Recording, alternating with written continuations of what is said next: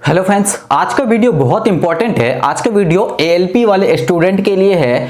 खास तौर से दो बच्चों ने मुझे कमेंट किया था कि भैया आप ना एएलपी के कट ऑफ के ऊपर वीडियो बनाइए कि सीबीटी 1 में इस बार 2024 में कट ऑफ क्या होने वाला है, क्या हम सीबीटी 2 की तैयारी करने लग जाए, कितना गया। तो भाई मैं आपसे एक चीज बताना चाहूंगा, ठीक है, कट ऑफ ऐसा नहीं है कि हम कुछ भी बोल देंगे कि भैया 75 में से 60 ले आओ आपका सिलेक्शन हो जाएगा, ऐसा कुछ नहीं है। इस वीडियो को पूरा देखना फ्रेंड्स। क्योंकि ये इस वीडियो को ना हम बेसिक से फैक्ट लेके चलेंगे। एक एक्सपेक्टेड कट ऑफ बताऊंगा मैं लास्ट में बताऊंगा कितना कट ऑफ जा सकता है, लेकिन उससे पहले बेसिक चीजें डिस्कस करेंगे कि कट ऑफ किसके ऊपर डिपेंड करता है। ठीक है, पेपर का लेवल कैसा था, कितने बच्चों ने अटेम्प्ट किया पेपर, ठीक है, और भैया क्वेश्चन का लेवल क्या था, ठीक है, और कितने मार्क्स हाईएस्ट अटेम्प्ट किया गया है, क्या नॉर्मलाइजेशंस नहीं होगा या फिर हो सकता है, बहुत सारी चीज डिपेंड करता है। उसके ऊपर हम उसके बिहाफ को डिस्कस करके फिर हम एक एस्टिमेट कट ऑफ देखेंगे और फिर हम डिसाइड करेंगे कि हाँ आप खुद से जान जाओगे। जब मैं बताऊंगा ना कि इतना आएगा, इतना नंबर ले आओगे तो सिलेक्शन होने की पूरी पॉसिबिलिटी है, तो आप खुद से जान जाओगे कि भैया मैंने इतने नंबर का पेपर करके आया और इस क्राइटेरिया से मैच हो रहा है तो मैं सीबीटी 2 की तैयारी करने लग सकता हूं। अब तो मैं इतना ही आपसे बोलूंगा, आप सीबीटी 2 की तैयारी जारी रखो, तैयारी में कोई कमी नहीं रखना है। ठीक है, आइए हम जानते हैं फ्रेंड्स, एएलपी वाले स्टूडेंट, ठीक है, बहुत सारे अब मन में डाउट होगा। पहला चीज, ठीक है, अब पहला चीज देखो, कट ऑफ जब निकलेगा तो आपका भैया एग्जाम कब हुआ था, ठीक है, एग्जाम हुआ था 25 को, 26 को, 27, 28, 29, ठीक है भैया, ये आपका एग्जाम था, एग्जाम डेट, ठीक है, नवंबर में 1 2 3 4 5 दिन पेपर हुआ था। और एक दिन में 3 शिफ्ट होता है, आपको भी पता है। तो अगर मैं इन 5 को 3 से मल्टीप्लाई कर देता हूं, 1 2 3 4 5, ठीक है भैया, 5 × 3, ये 5 दिन हो गया, ये 3 शिफ्ट हो गया, ठीक है, इक्वल टू 15 शिफ्ट।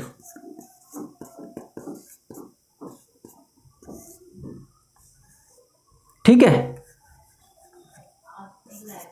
यानी टोटल 15 शिफ्ट में पेपर हुआ। ठीक है, अब भैया एक चीज बताओ, इन 15 शिफ्ट में टोटल 5 दिन में जो पेपर हुआ है, क्या सभी शिफ्ट का सेम क्वेश्चन आया था?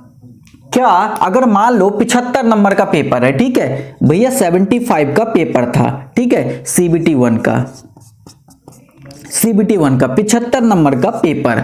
अब मान लो कि 25 तारीख को भैया 3 शिफ्ट में आए, तो तीनों शिफ्ट मिला के जो मतलब एक एवरेज अटेम्प्ट बनता है कि वो भैया 55 नंबर, ठीक है, एक 55 प्लस एक गुड अटेम्प्ट था। मान लो कि यहीं पे 26 तारीख में तीनों शिफ्ट का एवरेज मिलाकर चले, तो भैया इस दिन थोड़ा पेपर टफ आया तो 50 का एवरेज बना, ठीक है। वहीं पे अगर मैं बात 27 की करूं, ठीक है, 27 की करूं तो भैया ना पेपर इजी था ना पेपर टफ था, कितना हम ना भैया 58 भी करके आ गए, ठीक है, तीनों शिफ्ट मिला के 27 तारीख में 58 प्लस एवरेज निकला। अब वहीं पे 28 तारीख, 28 नवंबर, बोलोगे कि भैया पेपर आसान आया था, हलवा आया था, हमने तो भैया 75 में से हमने तो 60 करके आ गए, ठीक है, 60 प्लस, तो ये एक एवरेज तीनों शिफ्ट मिला के। अब वहीं पे 29 तारीख को भैया टफ था, 29 तारीख को टफ पेपर आया, भैया हमसे तो ना 45 नंबर से ज्यादा किया ही नहीं गया, ठीक है, बहुत ज्यादा पेपर टफ था 29 तारीख के डेट में, और 45 नंबर से ज्यादा किसी भी शिफ्ट में नहीं हुआ, 45 से 50 एवरेज। अब ये देखो, इसमें अब क्या होगा, आप एक चीज अंदाजा लगाओ फ्रेंड्स, 25 तारीख में 55 नंबर का पेपर किया गया है बच्चों ने, 26 तारीख में 50 किया, 27 में भैया 58, 28 में हाईएस्ट 60 प्लस मार्क आए बच्चे, ठीक है, क्वेश्चन। तो अब क्या होगा कि भैया इन सब का एक एवरेज निकलेगा, टोटल क्वेश्चन देखा जाएगा कि इन सभी शिफ्ट में क्वेश्चन का लेवल कितना था एएलपी वाले एग्जाम का, ठीक है। अब एग्जाम का क्वेश्चन लेवल बच्चों द्वारा अटेम्प्ट किया गया क्वेश्चन, अब इन तीनों को जोड़ के जो एवरेज बनेगा, ठीक है, इन तीनों को इन तीनों का कह रहा हूं 55, 50, 58, 60, 45, ठीक है। अगर हम इसको जोड़ते हैं ना भैया, मैं एक मिनट जोड़ के दिखाता हूं, ज्यादा टाइम नहीं लगेगा फ्रेंड्स, ठीक है। 55, 50, 58, 60 और 45, 50 मान लेते हैं इसको, ठीक है, इसको 50 मान लेते हैं, 50 प्लस, ठीक है, 50 प्लस मान लेते हैं। अब इसको हम जोड़ते हैं, टोटल एवरेज निकल जाएगा, ठीक है। ये 25 तारीख, 26 तारीख, 27 तारीख, 28 तारीख, 29 तारीख, अब एवरेज निकलेगा। देखो कैसे मार्क्स ना रेलवे जो नॉर्मलाइजेशन करता है, ठीक है। इस बार मुझे नहीं पता नॉर्मलाइजेशन होगा या किस लेवल, लेकिन एग्जैक्ट कट ऑफ निकालने का ना भाई साहब थोड़ा बहुत जो अगर फॉर्मूला मेरे को जो पता है, ठीक है, मैंने भी सीखा कहीं से, वो मैं आपको बता रहा हूं। अब इन सबको प्लस कर देते हैं, ठीक है, एवरेज को 5, 8, 5, 13, 13 का 3 कैरी 1, 5, 10, 15, 6, 21, 21, 5, 26, 26, 1, 27, ठीक है। इसको तो हमने प्लस कर लिया, ठीक है, इसको हमने प्लस कर लिया, 273 आया टोटल, ठीक है भैया। अब यहां पे हम देखते हैं कि टोटल इसका एक एवरेज निकालेंगे, 1, 2, 3, 4, 5। अब इसको 5 से डिवाइड कर देंगे भैया, ठीक है, 5 से डिवाइड कर देंगे।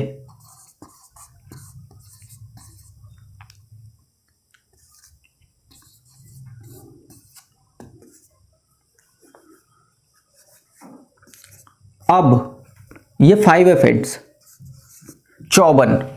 अब हमने क्या किया, इन सबको प्लस किया, जितने भी क्वेश्चन अटेम्प्ट किया गया है बच्चों द्वारा। अब टोटल 5 दिन पेपर हुआ, तो भैया 5 से मैं इसको डिवाइड कर दूंगा 273 को, इन सबको प्लस करके 5 दिन, 1, 2, 3, 4, 5 दिन पेपर हुआ एएलपी के बच्चों को, मैं 5 से इनको डिवाइड कर दूंगा, जितना ये आएगा डिविडेंड ऑफ 54.3।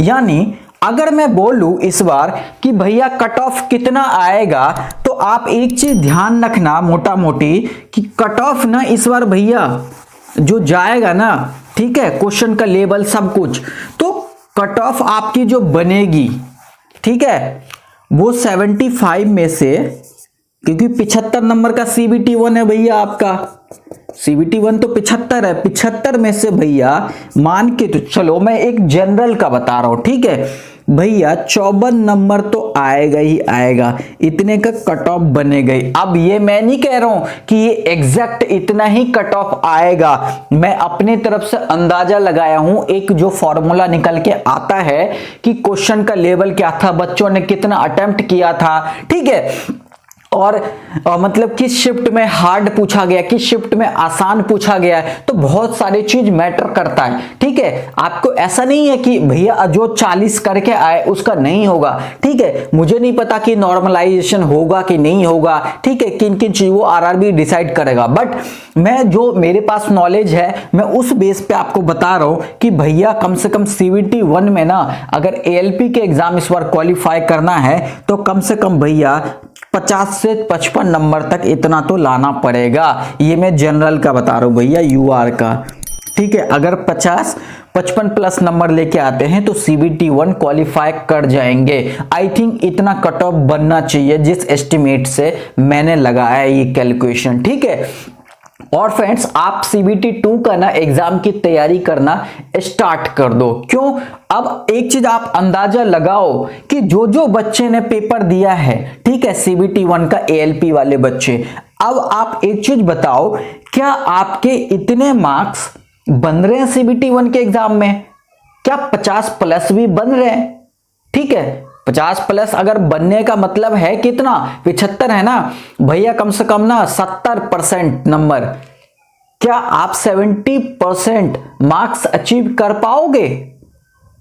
कहने वाली बात है। यानी आप 50 से 55 नंबर, 75 में से 55 नंबर तक लाने की अगर आपके अंदर एबिलिटी है, आपका सही एग्जाम गया है, तो भैया आपका सिलेक्शन हो जाएगा UR का। इतना कट ऑफ जाएगा ही जाएगा, इसको भैया स्क्रीनशॉट ले सकते हो, ठीक है। तो कट ऑफ ये एक एस्टिमेट बता रहा हूं, हो सकता है ये हमारा कट ऑफ, लेकिन अब देखना पड़ेगा कि भैया क्वेश्चन का लेवल क्या था। अगर क्वेश्चन बहुत ही सारे शिफ्ट में अगर इजी पूछा गया है, लोग 60 प्लस अटेम्प्ट करके आ रहे हैं सभी में, इन सभी 15 शिफ्ट में, ठीक है 15 शिफ्ट में पेपर जब हुआ था टोटल, तो 60 प्लस हर कोई आ रहा है, तो भैया हो सकता है कि 60 प्लस भी चला जाए कट ऑफ, ठीक है। लेकिन इतना तो मान के चलो भैया कि 55 प्लस तो लेके चलो इस बार CBT 1 के कट ऑफ में, ठीक है। तो इस वीडियो में इतना ही था, ज्यादा कुछ नहीं था फ्रेंड्स। बाकी चीजें हम और ज्यादा डीप में नहीं, क्योंकि वीडियो का लेंथ बहुत बड़ा हो जाएगा। एक कोर पॉइंट समझना पड़ेगा कि भैया इसी लेवल से कट ऑफ की कैलकुलेशन होती है। चाहे अब इस बार मुझे नहीं पता, बट ALP वाले स्टूडेंट के लिए ऐसा ही होगा। क्यों? क्योंकि इनका ज्यादा लंबा एग्जाम खिंचा नहीं, ठीक है। एग्जाम 5 दिन का ही था, 15 शिफ्ट में खत्म हो गया। लेकिन जब RRB NTPC की बात आएगी, वो चाहे 12th लेवल हो या फिर ग्रेजुएशन लेवल का हो, वहां पे लंबा पीरियड में लॉन्ग ड्यूरेशन वाली एग्जाम चलेगा। बहुत शिफ्ट में, मल्टीपल शिफ्ट में पेपर होंगे, एक दिन में 3 शिफ्ट, लेकिन वो 1-1, 2-2 महीने एग्जाम चलेगा भाई साहब, ठीक है। तो वहां पे कैलकुलेशन हमारी थोड़ी ना बढ़ जाती है। क्यों? क्योंकि वहां पे लेवल जो क्वेश्चन होता है ना, बहुत हार्ड लेवल के क्वेश्चन पूछे जाते हैं। क्योंकि यहां पे CBT 1 ALP का एग्जाम भैया क्वालिफाइंग नेचर था, इनका मेन एग्जाम भैया CBT 2 होता है, ठीक है। तो वहां पे इनको जबरदस्त तैयारी करना पड़ता है अच्छे से। तो आप एक चीज याद रखना कि अगर आप 50 प्लस भी अच्छे से करके आए हो ALP स्टूडेंट, तो आप CBT 2 की तैयारी करो अच्छे से। और मैं यही भगवान से प्रेयर करता हूं कि आप सभी का एग्जाम निकले, आप सभी क्वालिफाई करें CBT 1 और CBT 2 की तैयारी करें, और इस बार आप रेलवे से एक अपने लिए नौकरी जरूर ले। तो फ्रेंड्स, अगर आप लोग स्किल क्रैक यूट्यूब चैनल पे फर्स्ट टाइम विजिट किए हैं, तो फ्रेंड्स आप लोग चैनल को सब्सक्राइब कर लेना, नोटिफिकेशन बेल को दबा लेना, ताकि स्किल क्रैक यूट्यूब चैनल पे कुछ भी लेटेस्ट इंफॉर्मेशन रेलवे एग्जाम से रिलेटेड, कट ऑफ से रिलेटेड, जोन से रिलेटेड, एग्जाम स्ट्रेटेजी, किसी भी टॉपिक के ऊपर वीडियो बनाओ तो सबसे पहले आप तक पहुंचे। और NTPC वाले भी अगर बच्चे देख रहे हैं, तो भैया आपका भी कुछ इसी तरीके से एग्जाम होगा, इसी तरीके से कट ऑफ की कैलकुलेशन बाद में की जाएगी। तो फ्रेंड्स, मिलते हैं हम नेक्स्ट वीडियो में, और अगला वीडियो बहुत इंपॉर्टेंट है RRB NTPC वाले स्टूडेंट के लिए। Thank you friends.